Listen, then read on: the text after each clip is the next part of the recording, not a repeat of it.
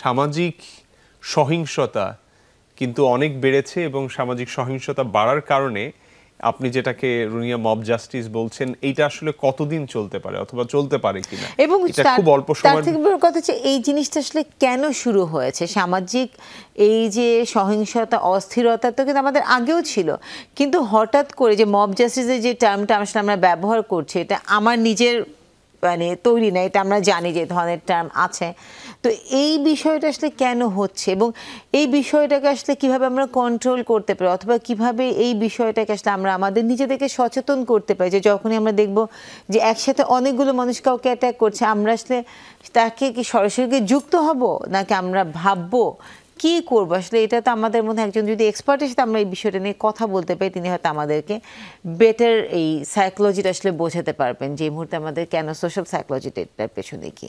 আমরা এরকম একজন এক্সপার্ট আমাদের সঙ্গে একজন যুক্ত হবেন, তিনি জগন্নাথ বিশ্ববিদ্যালয়ের সমাজবিজ্ঞান বিভাগের অধ্যাপক ডক্টর রফিকুল ইসলাম। ডক্টর রফিকুল ইসলাম, শুভ সকাল। ওয়ালাইকুম আসসালাম। ডক্টর রফিক, আপনি আমাদেরকে একটু বলবেন যে এখন যে মব জাস্টিস আমরা যেটাকে বললাম, ওটা নিয়ে আমি আমার সহকর্মীর সাথে কথা বলছিলাম, আপনি নিশ্চয়ই শুনেছেন। এখন আমরা কোন অবস্থায় আছি এবং আপনার দৃষ্টিকোণ থেকে এইটা আসলে এখন কেমন দিকে যাওয়া উচিত, টার্ন করা উচিত?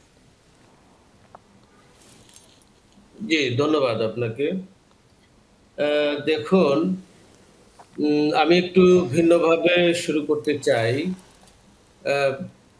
আমরা সমাজবিজ্ঞানের ডিসকোর্স থেকে বা সমাজবিজ্ঞানের চিন্তা পদ্ধতি থেকে মানুষের প্রকৃতি সম্পর্কে সম্পূর্ণ ভিন্ন ধরনের, বিপরীত ধরনের দুইটা থট অফ ডিসকোর্স আমরা লক্ষ্য করি। এবং এক ধরনের চিন্তা পদ্ধতিতে বিশ্বাস করা হয় যে মানুষ স্বভাবগতভাবেই দুষ্ট প্রকৃতির, এবং আরেক ধরনের চিন্তা পদ্ধতি বা ডিসকোর্সে বিশ্বাস করা হয় যে মানুষ স্বভাবগতভাবেই সুন্দর বৈশিষ্ট্যের অধিকারী, মানবিক।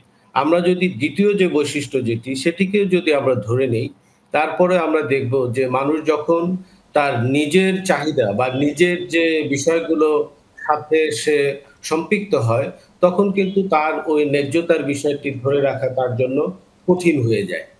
তো আজকের যে আমরা যে অবস্থাটি দেখছি আর কি, এই যে আপনারা যে মব জাস্টিস বা সহিংসতার যে বিষয়টি এখন তুলনামূলকভাবে বেশি দেখা যাচ্ছে সোসাইটিতে, সেটির আসলে অন্যতম কারণ হিসেবে তুলে ধরা যায় যে মানুষ যখন বুঝতে পারে যে সে অপরাধ করে পার পেয়ে যাবে, আইনের হাত, আদালতের হাত তাকে সেই পর্যন্ত আক্রান্ত হওয়ার সম্ভাবনা নেই, সে অপরাধ করে সে ঠিকই নিরাপদে চলে যেতে পারবে। যখন মানুষের মধ্যে এই ধরনের আশঙ্কা তৈরি হয়, তখন কিন্তু মানুষের অপরাধ প্রবণতার সাথে যুক্ত হওয়ার যে আগ্রহ বা অপরাধ প্রবণতার সাথে যুক্ত হওয়ার যে ব্যাপার, সেটি কিন্তু বেড়ে যায়। এবং বর্তমান সময়েও কিন্তু সেই ঘটনাটি ঘটেছে। আমরা সেটিকে মব জাস্টিস বলি বা সামাজিক সহিংসতা বলি, সেটি যে বৃদ্ধি পেয়েছে, এই ক্ষেত্রে এই যারা এই ঘটনাটি করছে তাদের মধ্যে এক ধরনের চিন্তা বা এক ধরনের মানে বিষয় পরিলক্ষিত হচ্ছে যে তারা এই ঘটনাটি ঘটিয়ে আইনের চোখকে ফাঁকি দিয়ে তারা চলে যেতে পারবে বা বের হয়ে যেতে পারবে। যদি এই বিষয়টি এমন হতো যে তারা একটি অন্যায় করে বা তারা এই ধরনের একটি ঘটনা ঘটানোর পরে তাদেরকে শক্ত হাতে দমন করা হবে এবং তাদেরকে আইনের আওতায় আনা হবে, তাহলে কিন্তু এটি তুলনামূলকভাবে এই যে পর্যায়ে দেখা যাচ্ছে আর কি, সেই পর্যায়ে হয়তো দেখা যেত না আর কি। তাছাড়া এমনিতেই অপরাধের আরো বিভিন্ন কারণ আমরা দেখি, যেমন দারিদ্রতা একটা কারণ। আমরা সামাজিক বিশ্লেষণের ক্ষেত্রে এটি খুবই প্রমিনেন্ট একটা বিষয় যে যে সমাজে দারিদ্রতা রয়েছে সেই সমাজে অপরাধের প্রবণতা তুলনামূলকভাবে বেশি লক্ষ্য করা যায় আর কি। এবং সাম্প্রতিক সময়ে যে গবেষণা রিপোর্টগুলো দেখা যায় আর কি, তাতে কিছু মানে দারিদ্রতার হার কিন্তু এখন বৃদ্ধি পেয়েছে, বা মানুষের যে এই পভার্টি লেভেল, সেটির নিচে কিন্তু আরো কিছু বেশি সংখ্যক মানুষ কিন্তু অন্তর্ভুক্ত হয়েছে। তো এই দারিদ্রতাও বা এক ধরনের অভাব থেকে বা এই বেকারত্ব থেকেও কিন্তু মানুষের মধ্যে এই অপরাধ প্রবণতাটা লক্ষ্য করা যাচ্ছে। তাছাড়া সম্পদের অসম বন্টন, আমাদের সোসাইটিতে দেখবেন যে এক ধরনের মানুষের অঢেল সম্পদ রয়েছে, আবার আরেক ধরনের মানুষের কিন্তু সম্পদের যথেষ্ট সীমাবদ্ধতা রয়েছে। তারা দিন এনে দিন যে চলবে বা দিন এনে দিন খাওয়ার মতো অবস্থাও তাদের নেই আর কি। তো সেই ক্ষেত্রে এই সম্পদের যে অসম বন্টন সেটিও কিন্তু মানুষকে অপরাধ প্রবণতার দিকে উৎসাহিত করে থাকে।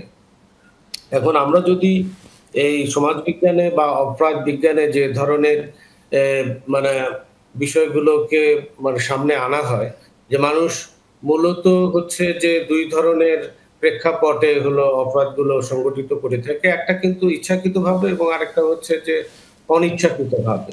যেমন ধরেন যে ইচ্ছাকৃতভাবে কিরকম যে এই যে ধরেন মব জাস্টিস যেগুলো হচ্ছে বা ডাকাতি হচ্ছে বা বিভিন্ন গ্যাং এর যে অপতৎপরতা যেগুলো আমরা দেখছি আরকি, সেগুলো কিন্তু মানুষ ইচ্ছাকৃতভাবে তারা একত্রিত হচ্ছে এবং তারা এই ঘটনাগুলো ঘটাচ্ছে।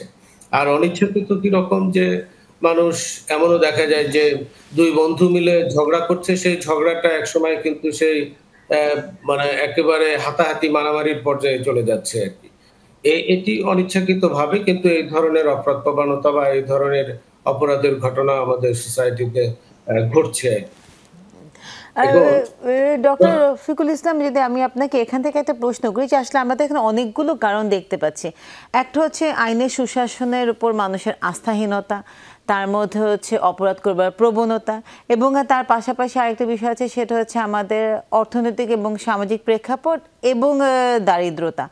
এই সব কিছুর মধ্যে আসলে কোন বিষয়টাকে যদি আমরা ইমিডিয়েটলি অ্যাড্রেস করি, তাহলে আসলে আমরা যে মব জাস্টিসের যে বিষয়টা, যে ঘটনাগুলো আমরা কন্টিনিউসলি দেখতে পাচ্ছি, সেইটা থেকে আসলে আমরা একটু পরিত্রাণ পাবো। আমরা আসলে ইমিডিয়েটলি আমাদের কি স্টেপস নেওয়া উচিত যাতে আমরা এই মব জাস্টিসের বিষয়গুলোকে আসলে আমরা হ্যান্ডেল করতে পারি এবং আমাদের মানে জেনারেশনকে, তরুণদেরকে, আমাদের নাগরিকদেরকে আসলে আমরা এডুকেটও করতে পারি?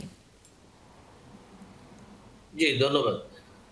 একটা জিনিস হচ্ছে যে পৃথিবীর কোনো সমাজই কিন্তু অপরাধ মুক্ত নয়।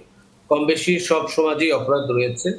কিন্তু আমাদের সমাজ ব্যবস্থায় সাম্প্রতিক সময়ে যেরকম এই সামাজিক সহিংসতা বা মব জাস্টিস যেটি বলুন, এটি যে বেড়ে গিয়েছে আরকি, সেটি এই সহনশীল পর্যায় বা মাত্রা যেটি রয়েছে সেটির চাইতে অনেক বেশি। এখন একটা বিষয় ইমিডিয়েটলি যেটি গ্রহণ করা যেতে পারে পদক্ষেপ হিসাবে সেটি হচ্ছে যে আইনের তৎপরতাটা একটু মানে বৃদ্ধি করা যেতে পারে। আমরা সাম্প্রতিক সময়ে যেটি দেখছি যে আইন প্রয়োগের ক্ষেত্রে এক ধরনের শৈথিল্য বা যারা এই অপরাধটি করছে তারা অপরাধ করে যে পার পেয়ে যেতে পারে, তাদের মধ্যে এই ধরনের একটা ধারণা বা এই ধরনের একটি মনস্তত্ত্ব তৈরি হয়েছে।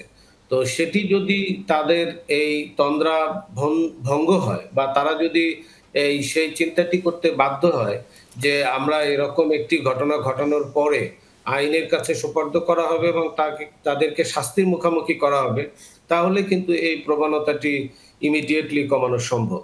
তবে একটি সমাজ কতটা স্থিতিশীল হবে এবং কতটা ধরেন যে কম অপরাধপ্রবণ হবে, সেটি নির্ভর করে আসলে ওই সমাজ ব্যবস্থায় সমস্ত মানুষের অন্ন, বস্ত্র, বাসস্থান, শিক্ষা, চিকিৎসা, কর্মসংস্থান ইত্যাদি যে বিষয়গুলো রয়েছে, সেই বিষয়গুলো রাষ্ট্র কতটা ব্যবস্থা করতে পেরেছে সেটির উপরে।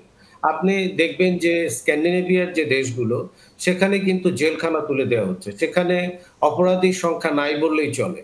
তো সেখানে মানুষের মৌলিক যে চাহিদা, সেই চাহিদাটি তারা পূরণ করতে পেরেছে। আমরা এখানে আজকে আমরা বাংলাদেশ তথা ধরেন উন্নয়নশীল দেশগুলোতে এই ধরনের মানুষের যে মৌলিক চাহিদা, সেই চাহিদাগুলো আমরা পূরণ করতে ব্যর্থ হচ্ছি। সেটিও কিন্তু তাদের মধ্যে এই অপরাধ প্রবণতাটাকে উস্কে দিচ্ছে বা বাড়িয়ে দিচ্ছে। তবে আইন প্রয়োগ করার মাধ্যমে, শাস্তির আওতায় আনার মাধ্যমে ইমিডিয়েটলি মানে এই ধরনের অপরাধ প্রবণতাটি কমানো সম্ভব বলে আমি মনে করি। তবে এই শুধুমাত্র আইন করে এই অপরাধ নিয়ন্ত্রণ করা যায় না। এটিও পৃথিবীর বিভিন্ন জায়গায় দেখা গিয়েছে। সেই ক্ষেত্রে সচেতনতা এটি খুবই গুরুত্বপূর্ণ। এই সচেতনতার কাজটি করার ক্ষেত্রে পরিবার, শিক্ষা প্রতিষ্ঠান বা ধরেন যে ধর্মীয় অনুশাসন যেগুলো রয়েছে আরকি, সেগুলো কিন্তু গুরুত্বপূর্ণ ভূমিকা রাখতে পারে। তাছাড়া আজকে আপনারা যে এই যে মিডিয়ার একটা বড় রোল রয়েছে, একটা বড় ভূমিকা রয়েছে। আজকে এই ধরনের বিষয় নিয়ে যখন মিডিয়া বা জাতীয় গণমাধ্যমগুলো যখন কথা বলছে, তখন কিন্তু এই এক ধরনের এটির ব্যাপারে যে সমাজ সচেতন রয়েছে আরকি, সেটি কিন্তু স্পষ্ট প্রতীয়মান হচ্ছে আরকি। আজকে দেখবেন যে এই গণমাধ্যমগুলোতে যে ধরনের আলাপ বা যে ধরনের তথ্যের যথেষ্ট উপস্থিতি লক্ষ্য করা যায় তা অধিকাংশই রাজনীতিক। তো রাজনীতির বাইরেও যে সমাজের আরো রূপ রয়েছে সেটি তুলনামূলকভাবে উপেক্ষিত হচ্ছে। তো আপনাদেরকে ধন্যবাদ যে আপনারা এরকম একটি গুরুত্বপূর্ণ বিষয়ে আলোচনার সূত্রপাত করেছেন এবং আমাকে যুক্ত করেছেন। ডক্টর রফিকুল ইসলাম, আপনি অল্প কথায় আপনি যেটা বললেন যে একাডেমিশিয়ান হিসেবে ইউনিভার্সিটি, মিডিয়া সবার উচিত এইভাবে সচেতন করা। আপনাকেই যদি বলি স্যার, আপনি কি একটু অডিয়েন্সকে বলবেন যে এই ব্যাপারে মব জাস্টিস আমরা যেটাকে বলছি, সমাজবিজ্ঞানী হিসেবে আপনি কি দেখেন, কোন দৃষ্টিতে একজন সাধারণ মানুষের এই দিকটা দেখা উচিত এবং তার কি করা উচিত? একটি হলো যে ইমিডিয়েট যদি কোনো ইফেক্ট বলেন তাহলে সেটি আইন প্রয়োগ করার মাধ্যমে এটি বন্ধ করা সম্ভব না। আইন তো স্যার একটা পার্টে স্যার। আমি যখন দেখবো এরকম কিছু হচ্ছে, একজন সাধারণ মানুষ সে যখন এটা দেখবে তার তখন কি করা উচিত? আইনের ব্যাপারটা বাদে আমরা যদি বলছি একজন অধ্যাপক হিসেবে আপনার কি মেসেজ থাকবে অডিয়েন্সের কাছে? সেটি হচ্ছে যে আমরা যদি আইনকে হাতে তুলে নিই তাহলে সেটি তো কোনো সমাধান না। সমাজ হলো সহযোগিতা, সমাজ হচ্ছে কোঅপারেশন। তো একজন আরেকজনকে যদি কোঅপারেট না করে, একজন আরেকজনকে যদি সহযোগিতা না করে এবং সমাজের যে আইন, নীতি, পদ্ধতি, রীতিনীতি যেগুলো রয়েছে, মূল্যবোধ রয়েছে, সেই মূল্যবোধের প্রতি আস্থাশীল, শ্রদ্ধাশীল যদি না হই তাহলে তো যে সমাজের যে কনসেপ্ট সেটি কিন্তু আসলে আর অ্যাক্টিভেট থাকে না। তো ইমিডিয়েটলি আমাদের যেটি করতে হবে যে সেটি পর মতের প্রতি একটু সহনশীলতা এবং ভিন্ন মত দমনের ক্ষেত্রে এই যে সহিংস পন্থা, সেই পন্থা থেকে বের হয়ে আসতে হবে। এই সহিংস পন্থা কোনোভাবেই একটি সমাধান হতে পারে না এবং যেখানেই দেখা গিয়েছে যে এরকম সহিংস পন্থা মানুষ অবলম্বন করেছে, আইন হাতে তুলে নিয়েছে, তখন কিন্তু সেখানে সমাজ ব্যবস্থা পুরোটাই কিন্তু হুমকির সম্মুখীন হয়েছে। অধ্যাপক রফিকুল ইসলাম, আপনাকে অসংখ্য ধন্যবাদ। আসলে আমরা এখানেই আপনার বক্তব্যটাকে নিয়ে আমাদের আজকে অনুষ্ঠানটা শেষ করতে যাচ্ছি যে সহিংসতা নয়, সেখানে আমার যেটা দরকার সেটা হচ্ছে সহনশীলতা।